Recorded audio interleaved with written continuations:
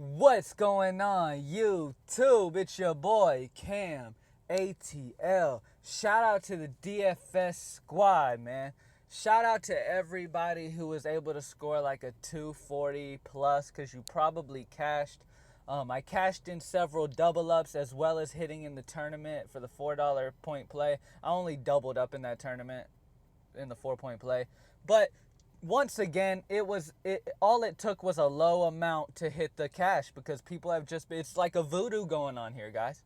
It's like a voodoo. Now, I can't say I'm happy for my point total that my team put up because it could have gone crazy. It had the potential to go crazy. But it only got 251. I mean, I guess you can't complain when you profit. But at the same time, when I'm going for the top spot every night, to get a 251 is disappointing. But, like I said, I cashed in everything, man. If you had this lineup, most likely you cashed. So shout out to everybody who got a lineup for me. And let's go straight into it. I'm going to recap from yesterday. Isaiah Thomas did his thing, got 46.5 fantasy points against Cleveland. I knew he would pretty much have his way there, and he would have a good game. I was wanting 50 plus, but I'll take 46. Drew Holiday against Detroit. This dude got most of his points in one quarter. If he would have done the same thing all game as he did in like the fourth quarter, the end of the third and fourth quarter, then he would have had a crazy game, but I can't complain about the 35. It was a low point total night, and he did good enough. Terrence Ross is the snowflake of the fucking day. What is that? He was going against the team with the worst ranking defense against small forwards. He's been playing very, very solid lately. And he can put up points in a hurry. Last night, he definitely did not put up points in a hurry, guys. He got 16.7, and he was a major snowflake. Blake Griffin, you put up 20 fantasy points in the first quarter, and then you only manage 8 fantasy points the rest of the game? He was having his way in the beginning. Now, I don't know what happened because I didn't actually watch the game last night. I was doing other shit. So I didn't actually watch the game. I have no idea why that happened. If you know why that happened, comment down below and let me know what the fuck happened to Blake Griffin. But that shit is sorry. I totally agree with Drake, what Drake said about the ESPYs thing about Blake Griffin now. Remember in the ESPYs when Drake hosted the ESPYs and they were doing that back and forth thing with Drake and Blake Griffin, and Drake said that Blake Griffin looks like he just fell face first into a bag of Cheetos and then just rose straight out of it, and that's what he looks like? I totally agree. And he played like he had Cheetos in his eyes or some shit and he couldn't see. So I don't know, man. Blake Griffin had the potential to get 50 plus, but it is what it is. He got 28. He snowflaked on me. Screw you, Blake Griffin. Kyle O'Quinn. Now, this is something I wanted to touch on too, guys. All day, they were saying Kyle O'Quinn was the start, which is why I put him in the high five. Okay? Because he got 20 points off the bench. So imagine if he would have started, he would have had a fantastic game. He stayed out of foul trouble. He did not do bad in that category. They were saying he was going to start all day, guys. That's why I put him in the high five, and then they ended up fucking us and putting him off the bench. They really fucked us with that news, honestly. That was fucked up how they were saying he was going to start all day, and then he didn't. So that kind of aggravated me. Steph Curry did his thing, like I said, guys. He had his way with Atlanta's perimeter. He got 36 Draftkings points. My favorite play of the day, Bogdanovic, guys.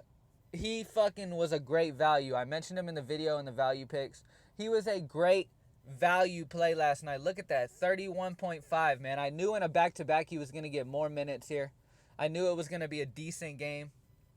And he was going to be needed to put on, and he did. He got 31.5, so shout out to the Bogdanovic. I loved it.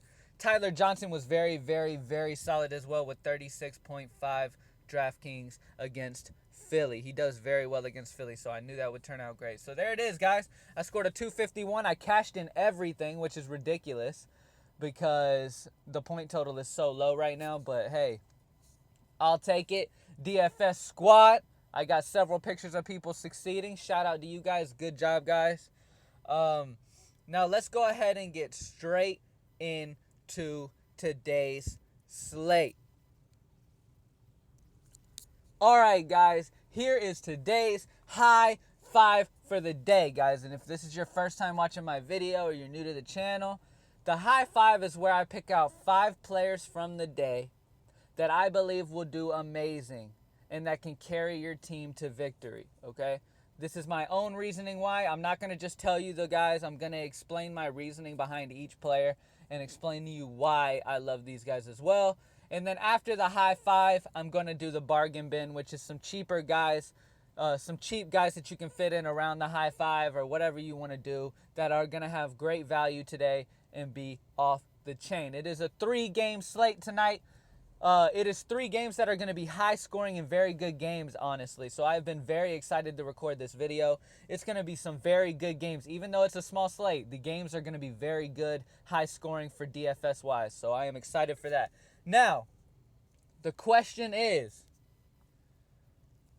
to play or not to play? Russell Westbrook going against the worst team in the league against point guards, and a high scoring point total in this game right here. His price is at $13,300. Now let me tell you guys, in a tournament lineup, which is what I'm going to be playing.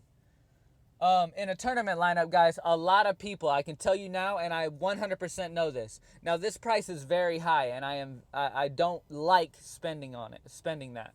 But if you can find a way to make it work, then make it work. And now I am putting him in the high five because I know 100% you can make a balanced, very solid team with these high five guys in, even with Russell Westbrook. The reason I'm going Russell Westbrook is because nobody else will tell you to go Russell Westbrook. You know why? Because they're scared of the price. They're some bitches. And that's it. They're just scared of the price. Russell Westbrook has 80-point potential, okay? And his percentage owned is going to be rock bottom because of this price. A lot of people are going to be scared to play him. Let me tell you, DFS squad, take a chance. Play Russell Westbrook. He's not going to fail you guys, and he's going to be very, very, very low owned and will be the highest scoring fantasy player on the board tonight. Put him in your lineups. Second player for the high five, guys. I have mentioned this before, and I will mention it again.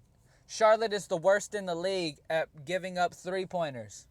A player who puts up a lot of three-pointers, especially lately. I believe he's 7 of 10 from the three-point line the last couple games. Devin Booker against Charlotte, who gives up a lot of three-pointers, man. Devin Booker's going to be throwing it up. He's at home in Phoenix. They have been on a road trip the last 4 games. He's back in Phoenix.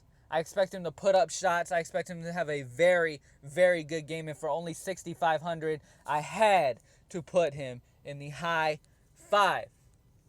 Now at this other guard spot, Damian Lillard at home in Portland. I'm loving this game, this OKC Portland game here, guys. I'm loving it. Damian Lillard did fantastic against OKC last game. Okay? Russell Westbrook is a very physical defender, but he just gives up a lot of points just because he's doing so much. There's only so much Russell can do. Damian Lillard is going to have a fantastic outing at home in Portland against OKC. Last time he played OKC, he dropped 49.8 in OKC. He has been on fire lately with 51 against Toronto, 64 against Detroit. And he is back home. He has been on the road putting those numbers up. He is back home against an OKC team where he scored 49 at their own home previously. He has got to be in the high five tonight. Another player for the high five that I love tonight, Enes Kanter. Sticking with the OKC Portland game, guys. Enes Kanter. Portland is a horrible rebounding team, and bringing in Nurkic didn't help them at all. Bringing in Nurkic didn't help them at all. They are not a good rebounding team. Enes Kanter is the better rebounder of him and Steven Adams. I expect Enes Kanter to get 30-plus minutes here, as well as Steven Adams getting 25-plus. But I expect them to really need Enes Kanter down low for rebounding. They need a good rebounder down there to take advantage of Portland's horrible rebounding. I expect Enes Kanter to have a very, very good game here. And for only $5,200, 6,500. I expect 6 times plus value out of him today. Plus, he has been playing very good. Let me go ahead and go into his thing. He's gotten 36 against New Orleans and then 30 against a very good down low defense in Utah. So run up Enes Kanter, man. He's going to be a very, very solid play here, guys. All right. Now, my last pick for the high five is at power forward. Marvin Williams. Marvin Williams. This guy is honestly one of my favorite players. On the low key, he is one of my favorite players because he's got a great matchup against Phoenix. They struggle down low, guys. They don't have Tyson anymore. They struggle down low. Okay? They're not putting Tyson in many minutes, and Tyson was their man down low to really defend that paint, and he's not there anymore. Marvin Williams should get good rebounds. He also can put up some points. He plays good defense, and he's going to be matched up with Marquise Chris. I expect the OG Marvin Williams to show the young buck Marquise Chris how it's done. I expect him to school the kid. Marquise Chris is just... Marvin Williams is going to show Marquise Chris's youth here. He's going to take advantage of his youth, and he should have a very solid, very, very solid game against Phoenix, man. Great matchup here. He got 32 against the Lakers previously. He had a bad game against the Clippers. That's understandable against Blake Griffin. And then he had 29 against Sacramento, 28 against Detroit, 25 against Toronto. All right? And previously on, he put 43 up against Utah's very good defense. Guys, his upside is huge right here against Phoenix. I love Marvin Williams in the high five today. Now, here's the high five, guys, one more time. Russell Westbrook's ownership will be rock bottom. Nobody else in the industry will tell you to start Russell Westbrook. Trust me when I say take advantage of his percentage played today, which will be very low because of that cost, and take advantage of his fucking scoring that he gets you in that lineup. It'll set you apart from a lot of people in tournaments, okay? Devin Booker, at home in Phoenix. He's been on the road lately. That's why he's had a few bad games. He's been on the road. He still has been 7 of 10 from three-point range the last 2 games. He is going against Charlotte, a team that gives up a lot of three-pointers. They're the worst in the league at giving up three-pointers. That's just, they're notorious for it. Devin Booker should have a very successful day back at home in Phoenix. He should be ready to go, and he's got to be in the high five at 6,500. Marvin Williams, like I said, guys, the OG is going to do work on the young boy and Marquise Chris. I'm excited to see that. Plus, it's a high-scoring game, so I love it. Enes Kanter going against the horrible rebounding team in Portland. I love that situation for Enes Kanter. Damian Lillard. He put up 48 against OKC last time, and that was in OKC. In OKC. The last 2 games on the road, he has been going crazy, guys. 51 against Toronto, 64 against Detroit, and that is all on the road. He's back at home, going against a team he put 48 previously at their home. Damian Lillard is a very good play to me, and he's got to be in the high five at 8,800. Now, with these 5 guys, that leaves you with 11,300, and I'm going to explain to you some value plays that you can put around, guys, and you can take advantage of and do your thing with it, all right? Now, at the point guard position, guys, I'm going to give you my first value play here. Cameron Payne. Now, not only does he have my name, Cameron, so he's got to be great, but I expect Golden State to get away with this game. Okay, that's why you didn't see me do any Golden State or Chicago players in my high five, because I believe that this game gets out of hand and Golden State whoops their ass, even with Kevin Durant out. Okay, Chicago just got blown out by Denver. I definitely do not expect them to be able to hang with Golden State. I think it's going to be the same type of situation, even in Chicago. And because of the blowout potential, I love Cameron Payne. I have to say Payne because it feels weird saying my own name. I love him because I expect them to try to see what their young boy that they just brought in's got and give him some extra minutes in a game where it's a blowout. So I love Cameron Payne for his value at 3,100. Next player that I absolutely love, guys. A lot of people are going to be going Andre Iguodala. Take advantage in tournaments of Patrick McCaw. He will be lower owned, and he's the guy who got 24 minutes, only 12 fantasy points, but his minutes are going to be there, guys, and he has done well with the minutes in the past. Okay? And against Chicago, he's not going to deal with any tough defense. Jimmy Butler's not going to be on McCall. Jimmy Butler's probably going to be put on Klay Thompson or Steph Curry. All right, McCall's going to have a much easier time. He's not going to have to deal with Jimmy Butler. Jimmy Butler plays against the opposite team's best player. That's who he lines up against. So you don't have to worry about Jimmy Butler defense here. Patrick McCall is the minimum price at $3,000, and I love him. Matter of fact, I'm putting him in all of my lineups. I'm going to be straight with you and tell you that right now. I love Patrick McCall as a value play. Now, if you want to take a chance here, guys, like I said, this game could be a blowout, but if it doesn't end up being a blowout and ends up staying close, Robin Lopez could make value very easily at $4,200.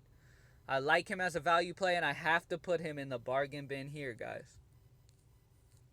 Also, Allen Williams. He's got a good matchup here against Charlotte. Very good matchup here against Charlotte. He's been doing his thing lately. He got 20 against Chicago, put a major 48 against Milwaukee, and then 20 against Memphis. I love Allen Williams' potential here, guys, and I've got to put him in the bargain bin. So there you go, guys. There's the high five that will fly high. Good luck. Take a second, go down low, like this video for me. Subscribe to the channel if you haven't already. Follow me on Twitter at cam_ATL. Comment down below any questions and concerns. I appreciate you guys so much for watching once again. And let's get this money.